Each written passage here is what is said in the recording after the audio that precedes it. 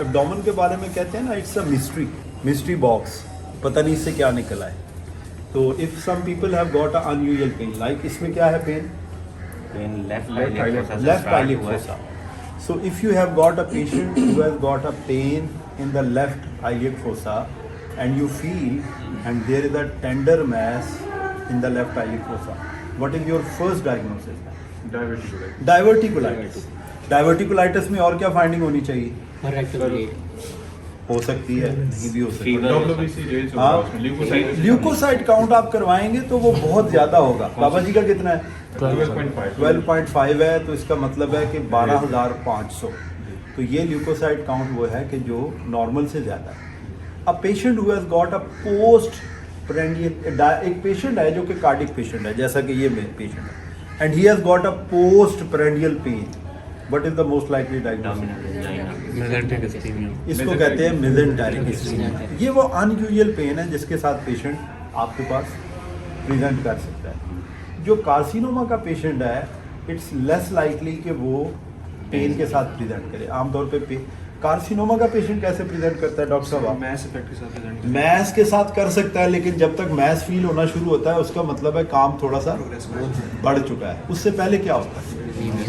Left side obstruction के काम, right side obstruction वाला भी काम कह रहे हैं। ऑब्स्ट्रक्शन तो तब होगी जब काम बहुत बढ़ चुका है। Right side PR number 1 is PR bleed के साथ प्रेजेंट कर सकता है। नंबर 1 जफर, सर लॉस ऑफ वेट के साथ सर उससे पहले कुछ और है, एनीमिया और लेफ्ट साइड म्यूकस डिस्चार्ज, टेनिसमस और जो इम्पोर्टेंट इसका जो ये लफ्ज सब ठीक बोला, क्या बोला है? Altered bowel habit. देखिए ये दो चीजें हैं, मरीज का फेस ना दिखाएं। एक है left colon, left sided descending colon, right sided ascending colon. जो राइट कोलन का मैस है, how does this patient presents? Anaemia, ये अनीमिया के साथ प्रेजेंट करेगा। और इस पेशेंट में जब आप अकल्ट ब्लड टेस्ट करवाएंगे तो उसमें आपको पता लगेगा कि ब्लीडिंग हो रही है। जो राइट साइड का पेशेंट है उसमें क्या होगा? अनीमिया। इसलिए ऐसे पेशेंट में जब आप जनरल फिजिकल एग्जामिनेशन कर रहे हैं तो अनीमिया को देखना, it is very important to check for the anaemia. अच्छा, ओल्ड एज में कहते हैं कि अगर कोई पेशेंट अपेंडिसाइटिस के साथ प्रेजेंट कर, ओल्ड एज का पेशेंट है, राइट आईलिड फोसा पेन है और आप देख रहे हैं कि अनीमिया है, तो revise your diagnosis, this may be the malignancy, क्योंकि इट कैन मिमिक लाइक, जो खास तौर पे जब बेस, समझ आ रही बात है, जब अपेंडिक्स की बेस इन्वॉल्व हो गई है तो ये patient typically like appendicitis present कर सकता है।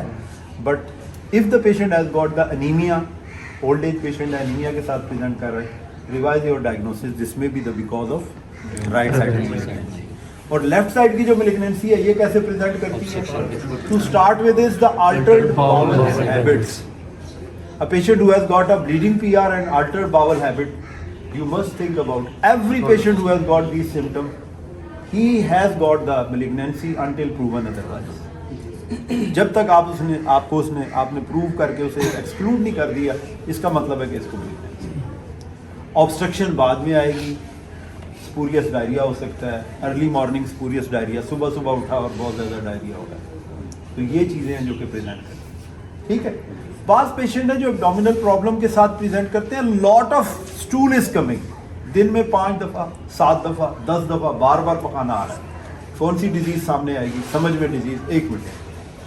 हाँ, ये बच्चा बहुत समझदार लग रहा है, आगे आओ, शाबाश। तुम हाउस ऑफिसर हो? एक पेशेंट है जिसको दिन में 10 दफ़ा स्टूल आ जाता है और बड़ी पुरानी बीमारी है। कौन सी पहली डिजीज? 10 दफ़ा स्टूल आ रहा है, कभी कभी ब्लड भी आ जाता है। कौन सी बीमारी सोचोगे? क्रॉनिक डायरिया है, अल्सरेटिव कोलाइटिस। कौन सी बीमारी है? इस पेशेंट को क्या हो सकता है? अल्सरेटिव कोलाइटिस हो सकता है, जिसको बार बार डायरिया हो रहा है, ठीक है। एक पेशेंट है जिसको अल्टरनेट, कभी डायरिया हो जाता है, कभी कॉन्स्टिपेशन हो जाता है, इरिटेब, ये आईबीएस हो सकता है, इन्फ्लेमेटरी बाउल सिंड्रोम हो सकता है। और इसके अलावा अ पेशेंट है जिसके राइट आईलिड फोसा में एक मैस फील हो रहा है और he has got a diarrhoea alternate with a constipation. अगर यूरोप में है तो क्रॉन डिजीज, अगर एशिया में है तो ट्यूबरक्लोसिस, हमारे यहाँ तो ट्यूबरक्लोसिस, और अगर वहाँ पे है so this is how you reach to a diagnosis in a patient who has got a abdominal problem. तो इन बुजुर्गों का आपने ये करना है कि एक तो इनको एंटीबायोटिक दीजिए, स्टेबल कीजिए, और साथ ही इनका सीटी स्कैन भी करवा दें टाइम ताकि ले लिया 17 चले ठीक हो जाएंगे आप, घबराना नहीं है आपने। अच्छा ओए आज तक क्या कुछ खा के दई तू?